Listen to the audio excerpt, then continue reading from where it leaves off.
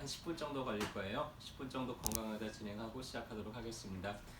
우리 몸에서 나타나는 통증들을 어떻게 구별하는지, 어떻게 감별하는지에 대한 얘기들을 해드리고 있는데요. 오늘은 그 통증을 진단하는 방법 8번째, 가슴에서 느껴지는 통증에 대한 얘기를 해드릴 거예요. 어느 날 갑자기 가슴이 뻐근하게 아파온다. 그러면은 다른 부위에서 느껴지는 통증하고는 다르게 가슴에서 그렇게 통증을 느끼게 되면 우리가 조금 걱정스러워요. 왜 그러죠? 요 가슴 쪽에는 좀 중요한 장기들이 있잖아요. 혹시 이게 중요한 장기에서 오는 통증은 아닌가? 이렇게 걱정을 하실 텐데요. 오늘은 가슴에서 느껴지는 여러 가지 통증들이 있어요. 보통 이제 근육통 몇 가지 이제 근육에서 느껴지는 통증이 있을 거고요. 그 다음에 요 흉곽에서 느껴지는 그런 골격에서 느껴지는 통증들이 있을 거고, 늑간 신경을 따라서 느껴지는 통증도 있을 거고, 그 다음에 이제 심장이나 아니면 위장이나 아니면 폐에서 느껴지는 그런 통증들이 있을 겁니다. 그래서 오늘은 그런 통증들을 어떻게 구별할 수 있는지 그런 구별 포인트들을 잠깐 간단하게 설명을 해드릴 거고요. 이거를 내가 좀 기다려도 괜찮은 건지 아니면 빨리 병원에 가봐야 되는 건지 그런 것들에 대해서 간단하게 좀 정리를 해드리려고 해요.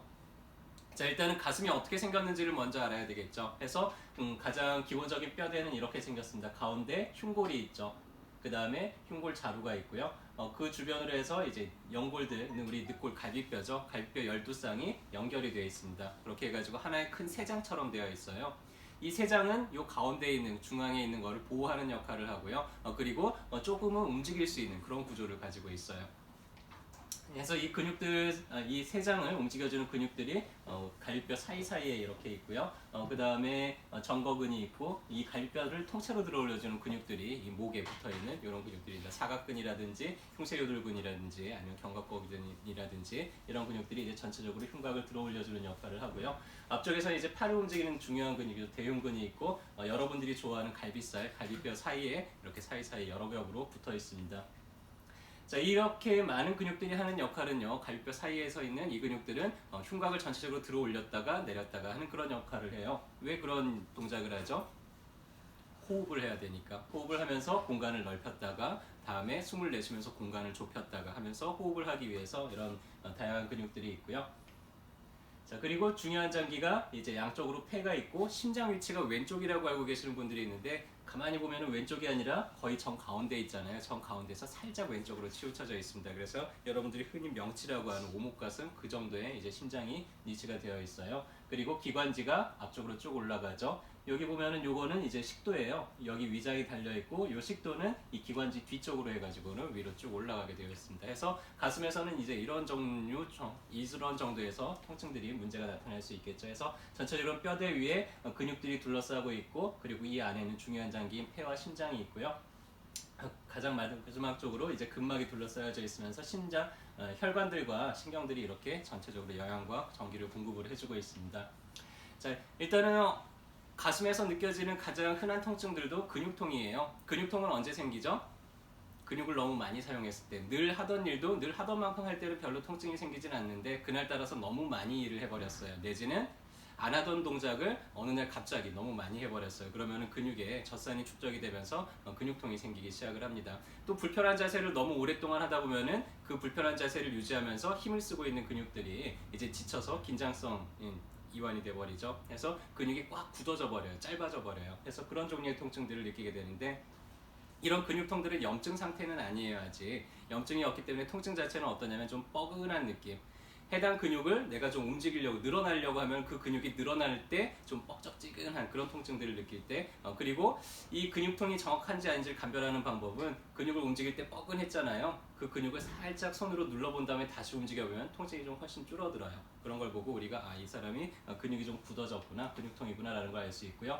대흉근이 뭉치게 되면 이런 식으로 이제 통증을 느끼게 되고요. 정거근이 뭉치게 되면 옆구리 쪽에서 통증을 느끼게 되죠. 소흉근이 뭉치게 되면은 어깨 쪽으로 좀 통증이 느껴져요. 근데 소흉근을 따라서 이 안쪽에 신경이 쭉 지나가기 때문에 그 신경이 눌리게 되면 팔을 따라서 목 디스크처럼 이렇게 저리는 그런 증상이 나타날 수도 있고요. 가슴에 있는 이 흉골근이라고 하는 조그마한 근육이 있어요. 이 근육이 뭉쳤을 때 마치 혈수통처럼 여기가 꾹하는 그런 통증을 느낄 수 있는데, 알고 보면 이제 근육통인 경우들도 많죠. 그래서 이런 종류들은 침으로 한두 번만 치료하더라도 또 금방 좋아져요. 금방 좋아진다는 얘기는 무슨 얘기죠? 금방 아프기도 쉽다는 얘기예요.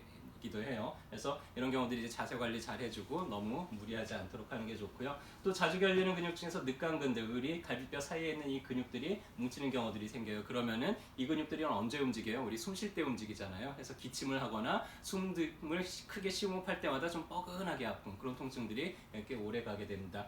그 신경들 사이에는 이제 그 근육들 사이에는 늑간신경이 지나가요. 그래서 이 늑간신경이 같이 그 근육 긴장 사이에서 눌리게 되면은 좀 찌릿찌릿찌릿하는 그런 통증을 느낄 수 있어요. 그래서 호흡할 때마다 뭐가 찌릿하면서 가슴을 타고 내려간다든지, 이런 늑간신경통의 가장 큰 원인 중에 하나는 대상포진이에요. 어느 날 갑자기 여기가 찌릿찌릿찌릿한데 보니까는 수포가 생겼는데 이게 띠 모양으로 이렇게 쭉 흘러간다. 그러면 이럴 때는 피부과에 빨리 가서 우선은 저 바이러스를 없애는 항바이러스제를 한 일주일 정도 복용하는 게 좋습니다. 왜냐면은 대상포진이 생기면 신경 손상이 아주 심해질 수가 있거든요. 그렇게 되면은 후유장애가 남을 수가 있어요. 대상포진이 다 좋아지고 난 다음에도 신경이 회복이 안 돼서 통증을 꽤 오랫동안 몇 년씩 아픈 그런 경우들도 많습니다. 그래서 보통은 이제 이런 외상을 입고 난 다음에 신경이 손상돼서 찌릿찌릿한 통증을 느낄 수도 있고요. 당뇨 때문에 그럴 수도 있고요. 그래서 증상은 이제 심호흡을 하려 그러면 아니면 기침을 하려 그러면은 그 근육 신경이 손상된 부위가 자극을 받으면서 찌릿하고 등에서부터 앞쪽으로 타고 내려가는, 신경이 내려가는 길을 따라서 통증도 따라 내려가는데요. 신경통의 특징은 뻐근한 통증이 아니라 그랬죠. 찌릿찌릿하다든지 뭔가 이렇게 전기가 통하는 듯한 그런 느낌들이 신경통들의 특징이고요. 어딘가 꽝 부딪혔는데 찌릿찌릿한 게 아니라 엄청나게 아픈 경우들이 있어요. 엄청 거기를 손도 못할 정도로 아프고 이제는 기침이 아니라 잠깐 숨만 쉬더라도 막 따끔따끔 아픈 경우들이 있는데, 그런 경우 중에서 이제 골절이 된 경우들도 많아요. 엑스레이를 찍어보면 금방 구별이 되는데, 근데 이제 늑골이 골절이 됐을 때는 늑골 주변으로 상당히 많은 근육들이 있잖아요. 이 근육들이 늑골을 단단하게 잡아주기 때문에 특별히 뭔가 이렇게 보호대 같은 걸 한다든지 할 필요 없이 저절로 달라붙는 경우들이 많습니다. 그래서 이런 경우들은 좀 조심조심 하면서 몸을 많이 움직이지 않도록 좀 조심하고, 이런 식으로 테이핑만 붙여주더라도 보통 한 4주 전후로 해가지고는 아물어서 이제 말짱해집니다. 자, 이제는 염증이 생겨서 나타나는 통증 종류들에 대해서 얘기를 해드릴 거예요. 염증이 생겼다 그러면 염증들의 특징은 뭐죠? 통증이 뻐근할까요? 아니면 좀 따끔하거나 시큰하거나 좀 날카로울까요? 우리가 상처가 났을 때 상처를 만지면 뻐근해요? 아니면 시큰하고 따끔해요? 따끔하죠. 염증이 생겼다는 얘기는 어딘가가 이제 손상이 돼서 상처가 났다는 얘기이기 때문에 이제 여기서부터 설명해드리는 통증들은 뻐근한 게 아니라 좀 따끔하거나 시큰하거나 찌릿하거나 이런 좀 날카로운 느낌들을 느끼게 돼요. 늑골 흉골 증후군은 아까 늑연골하고 흉골하고 만나는 이 자리가 염증이 생긴 거예요. 어느 날 갑자기 내가 운동 좀 해봐야지 해가지고 헬스클럽에 가가지고 열심히 이제 갑발을 키운다고 열심히 운동을 하고 났더니 그 다음에 여기가 너무 아파, 이런 분들이 있거든요. 그런 분들 중에서는 근육통일 수도 있지만 이 사이에 늑골 흉골 사이에 염증이 생겼을 수도 있습니다. 그래서 가슴을 벌릴 때는 오히려 좀 덜 아파요. 근데 근육이 뭉쳤을 때 이때가 더 뻐근하다 그랬죠. 근데 안으로 수그리면은 염증 있는 부위가, 상처난 부위를 누르면 아프잖아요. 그런 것처럼 염증 있는 부위가 좁아지면서 이때 좀 통증을 많이 느낍니다. 거의 팔을 들어 올려서 만세할 때 이 정도 각도에서 통증을 느끼기도 하고요. 마찬가지로 호흡을 깊게 하거나 기침을 할 때 그때 여기서 뜨끔하는 그런 통증들이 이제 느껴질 때 우리가 한 번쯤 의심을 해볼 수가 있고요.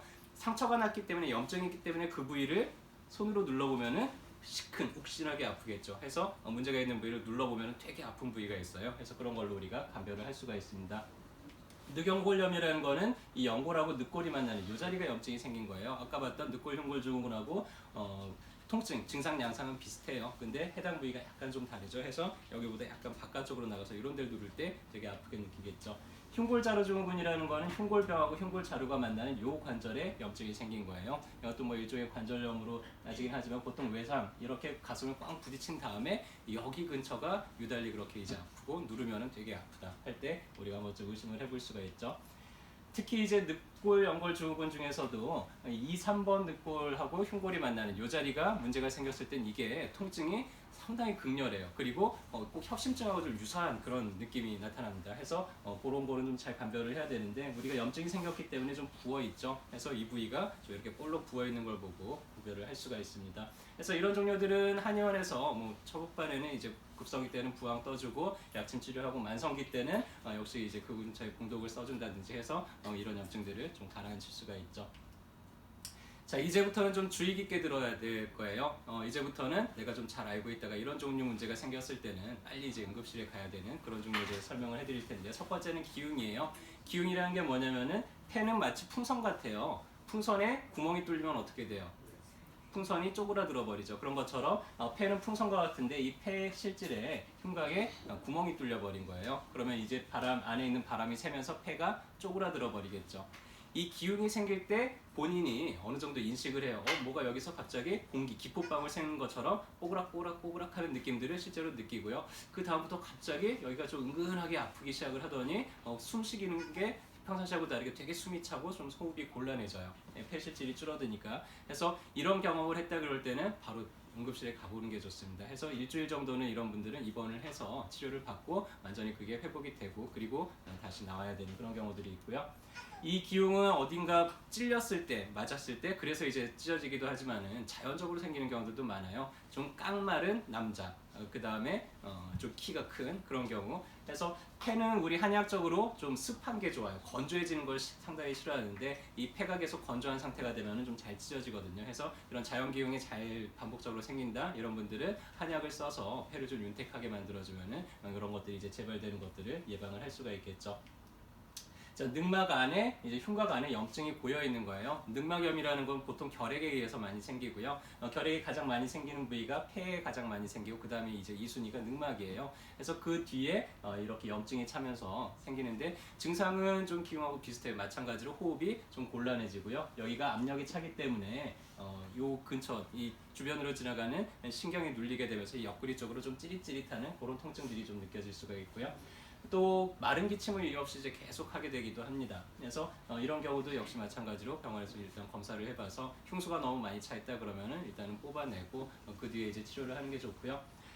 원인 질환이 다 치료가 됐는데도 불구하고 늑막염이 사라지지 않는 경우도 있고요. 늑막염까지 다 회복됐는데도 불구하고 기침이 안 낫는 경우들도 많아요. 상당히 이제 후유증이 많은 편인데 그럴 때는 이제 한약을 써서 폐를 좀 윤폐를 시켜주면은 그런 종류들 후유증도 빨리 가라앉게 됩니다. 그래서 우선은 병원에 가서 원인 질환을 해결을 하고 남아있는 후유증은 한의원에서 치료하는 식으로 하면은 잘 되겠죠. 자, 이제 여러분들이 가장 걱정하시는 협심증에 대한 얘기를 해드릴 거예요.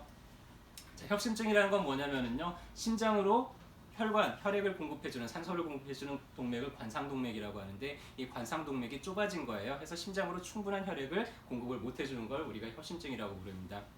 협심증의 대표적인 증상이 뭐죠? 가슴이 욱죄듯이 아파요.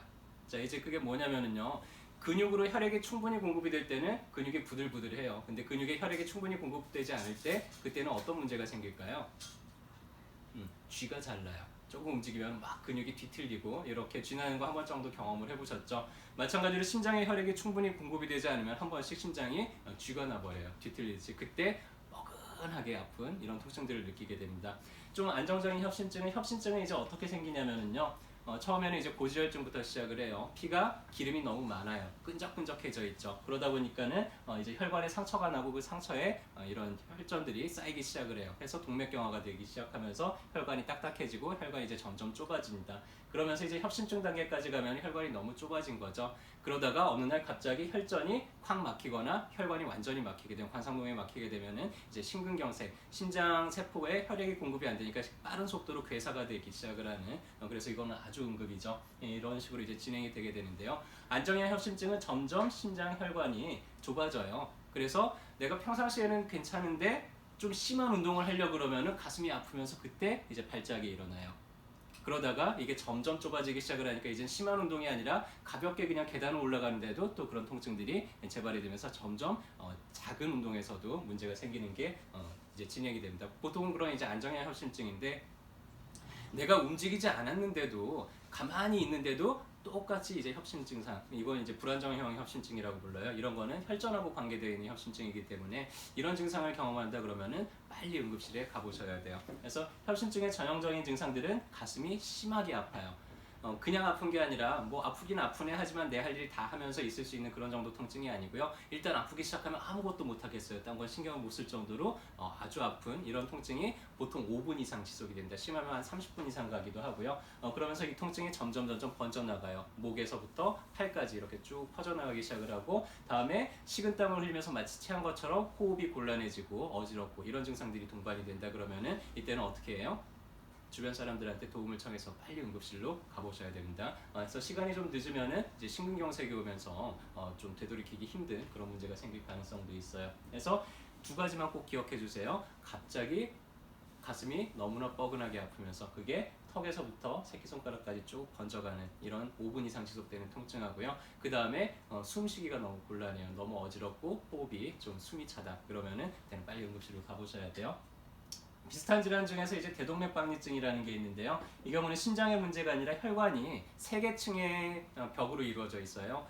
안쪽 벽이 찢어지면서 그 중간으로 혈액이 고이는 거예요. 그렇게 되면 대동맥이라는 건 몸 전체에 혈액을 공급을 해주는 심장에서 빠져나오는 가장 큰 혈관인데 이 혈관 어딘가가 찢어지게 되면 이제 혈류량이 급격하게 줄어들게 됩니다. 머리로 가는 혈류량이 줄어들면 마치 중풍처럼 어지럽거나 마비가 오거나 이럴 수가 있고요. 그다음에 이 아래쪽으로 신장으로 가는 혈관들이 막히게 되면 뭐 급성 심부전이 온다든지 하반신 마비가 온다든지 여러 가지 증상들이 생길 수 있는데 첫 번째는 그거예요. 난생 처음 경험해보는 어마어마한 통증. 마치 이분들이 뭐라고 표현하냐면 뒤에서 누가 도끼로 내 등을 꽉 내려 찍는 것 같은 그런 어마어마한 통증을 느꼈다 그래요. 그러면서 갑자기 좀 숨이 차고 어지럽기 시작한다. 이것도 응급이에요. 빨리 병원에 도착을 하셔야지 살 수가 있습니다. 자, 이제 요 근처에서 느껴지는 통증 중에서 가장 흔한 통증 중에 하나는 역류성 식도염이에요. 역류성 식도염이라는 건 원래 우리가 음식을 먹거나 하면은 위장 안에 한 2시간 내지는 3시간 정도 머물러 있다가 좀 빠져내려가요. 근데 이게 넘어와서 밑으로 내려가야 되는데 위로는 잘 안 올라오거든요. 왜냐면 유문이 꽉 닫혀 있기 때문에. 근데 뭐 스트레스 때문에 아니면 여러 가지 이유 때문에 이 유문이 꽉 닫히지 않고 열려 있게 되면은 이 음식물이 조금씩 이제 올라오게 됩니다. 이 위산이라는 거는 단백질을 녹이는 아주 강력한 산이에요. 근데 위벽은 이제 그 위산으로부터 보호하기 위한 그런 것들이 있는데 이 식도부터는 별로 그런 위산으로부터 보호할 수 있는 게 없어요. 그래서 위산이 자꾸 넘어오게 되면 식도가 헐기 시작을 하고요. 이게 너무 자꾸 넘어오게 되면 이런 위에 있는 것까지 좀 자극을 받게 됩니다. 그래서 가슴이 타는 것처럼 아파요. 보통 이런 식으로 표현하고요. 앉아있을 때보다는 누워있으면 더 역류가 잘 되잖아요. 그래서 누워있을 때 가슴이 답답하고 더 뻐근해요. 이런 식으로 이제 표현을 하기도 하고요. 목이 잘 쉬어요. 혹은 여기가 뭔가 걸린 느낌이 자꾸 난다든지 여기가 뭐 이유 없이 자꾸 마른 기침이 난다든지 하는 것들도 역류성 식도염의 증상 중에 하나입니다. 한의원에서 한약을 뭐 한 달 정도 꾸준히 쓰면 또 쉽게 낫는 질환 중에 하나예요. 그래서 이제 내장기성 흉통을 감별하는 포인트를 다시 한번 설명을 해드리면요. 첫 번째 가장 흔한 거는 요 가슴 가등운대 쪽으로 오는 위장의 통증들은 요 3번 가운데 쪽으로 해서 좀 뻐근한 화끈거리는 이런 통증들이 나타난다 그랬죠. 그래서 위장이 그러니까 산이 역류가 되는 거기 때문에 통증이 있을 때 물을 한 컵 정도 마셔보면 통증이 좀 쉽게 가라앉기도 해요. 그래서 그런 걸로 이제 감별을 할 수가 있고요. 심혈관계 질환은 왼쪽으로 퍼져나간다 그랬죠. 왼쪽 가슴이 아주 쥐어짜는 듯이 아프면서 팔을 타고 이제 퍼져나가는 게 이제 협심증의 전형적인 증상이라 그랬고요. 기움이라든지 아니면 폐렴이라든지 폐에 문제가 있을 때는 좀 옆구리 쪽으로 날카로운 그런 통증들을 나타내는 경우들이 많고 호흡곤란을 동반을 할 때가 많죠.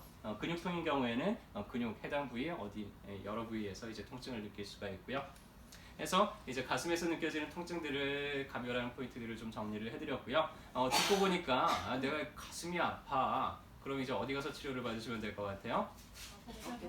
어깨동무 오시면 될 것 같죠? 자, 근데 어깨동무에 오시면 안 되는 질환들이 몇 개 있었어요. 기억나시나요? 첫 번째가 뭐였죠? 기흉이 생겼을 때. 기흉의 특징은 뭐라 그랬어요? 여기에서 뭔가 기포방울이 올라오듯이 뽀그락뽀그락 하는 느낌을 느끼면서부터 갑자기 여기가 좀 뻐근하게 아프면서 숨쉬기가 좀 곤란해져요. 그때는 이제 응급실에 가서 병원에 한 일주일 정도 입원해야 될 수도 있다 그랬습니다. 또 뭐가 있었죠? 협심증. 협심증 중에서도 불안정형 협심증은 빨리 응급실로 가셔야 되고 안정형 협심증은 그냥 그러면서 계속 관찰을 할 수 있는데 불안정형 협심증의 특징은 뭐였어요? 가만히 있는데 갑자기 가슴이 쥐어짜듯이 아픈 통증이 5분 이상 지속이 되면서 얼굴에서부터 팔까지 번져나가고 그 다음에 체한 것처럼 식은땀이 나고 다음에 숨이 차고 어지럽고 이런 증상이 동반이 된다. 그럼 어떻게 한다고요? 빨리 응급실로 가셔야 된다 그랬어요. 자, 그리고 또 한 가지 이제 여기가 짜릿짜릿하면서 물집들이 올라오기 시작을 해요. 그럼 대상포진이라 그랬죠. 그 경우에는 어디를 가요? 피부과에 가셔가지고 빨리 항바이러스제를 처방받아서 한 일주일 정도 드시고요. 체력이 너무 떨어졌다는 얘기예요. 이런 분들은. 해서 그 뒤에는 이제 회복을 위해서 한약 처방 같은 걸 같이 받으면 훨씬 회복 속도를 높일 수 있습니다. 그 외에 가슴이 아플 때는 이제 어디 가시면 돼요?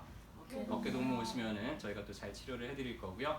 가슴 아픈 분들 중에선 그런 통증 말고 정말로 나 요새 너무 가슴 아파 하시는 분들도 있어요. 자, 그렇게 또 가슴 아플 때는 어디 가요? 그때도 어깨동무에 오시면 어깨동무에서 한 번씩 마음학교라는 거를 개최하고 그런 분들이 좀 자기 마음을 다스릴 수 있도록 마음을 좀 열 수 있도록 하는 그런 프로그램도 하는데요. 그런 분들은 또 거기에 참여를 하시면 되겠죠. 저희가 날마다 알려드리는 이런 내용들이 여러분들 건강을 지키는데 여러분 주변 분들과 건강을 나누는데 도움이 됐으면 좋겠습니다. 감사합니다.